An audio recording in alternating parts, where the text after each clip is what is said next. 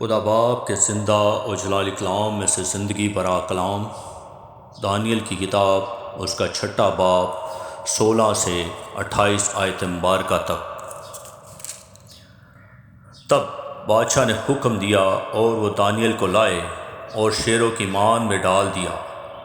پر بادشاہ نے دانیل سے کہا، تیرا خدا جس کی تو ہمیشہ عبادت کرتا ہے تجھے چھڑائے گا۔ اور ایک پتھر لا کر اس مان کے منہ پر رکھ دیا گیا، اور بادشاہ نے اپنی اور اپنے امیروں کی مہر اس پر کر دی، تاکہ وہ بات جو دانیل کے حق میں ٹھہرائی گئی تھی تبدیل نہ ہو۔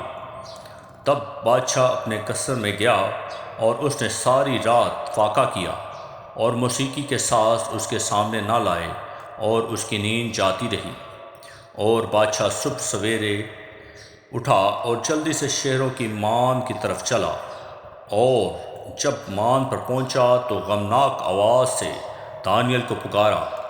بادشاہ نے دانیل کو خطاب کر کے کہا، اے دانیل، زندہ خدا کے بندے، کیا تیرا خدا جس کی تو ہمیشہ عبادت کرتا ہے قادر ہوا کہ تجھے شیروں سے چھڑائے؟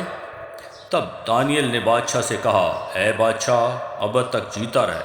میرے خدا نے اپنے فرشتے کو بھیجا اور شیروں کے منہ بند کر دیے، اور انہوں نے مجھے ضرر نہیں پہنچایا، کیونکہ میں اس کے حضور بے گناہ ثابت ہوا، اور تیرے حضور بھی اے بادشاہ میں نے خطا نہیں کی۔ پس بادشاہ نہایت شادمان ہوا اور حکم دیا کہ دانیل کو اس مان سے نکالیں۔ پس دانیل اس مان سے نکالا گیا، اور معلوم ہوا کہ اسے کچھ ضرر نہیں پہنچا، کیونکہ اس نے اپنے خدا پر توکل کیا تھا۔ اور بادشاہ نے حکم دیا اور وہ ان شخصوں کو جنہوں نے دانیل کی شکایت کی تھی لائے، اور ان کے بچوں اور بیویوں سمیت ان کو شیروں کی مان میں ڈالا گیا، اور شیر ان پر غالب آئے، اور اس سے بیشتر کے مان کی تہہ تک پہنچے۔ شیروں نے ان کی سب ہڈیاں توڑ ڈالیں۔ تب دارا بادشاہ نے سب لوگوں اور قوموں اور اہل لغت کو جو روح زمین پر بستے تھے نامہ لکھا، تمہاری سلامتی افزون ہو۔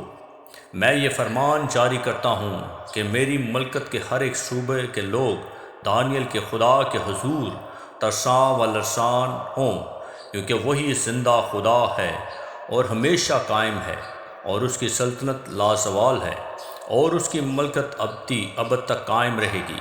وہی چھڑاتا اور بچاتا ہے، اور آسمان اور زمین میں وہی نشان اور عجائب دکھاتا ہے۔ اسی نے دانیل کو شیروں کے پنجوں سے چھڑایا ہے۔ پس یہ دانیل دارا کی سلطنت اور خورس فارسی کی سلطنت میں کامیاب رہا۔ آمین۔ کلام کے پڑھے اور سنے جانے پر خداوند کی برکت ہو، خداوند کا شکر ہو۔ آمین۔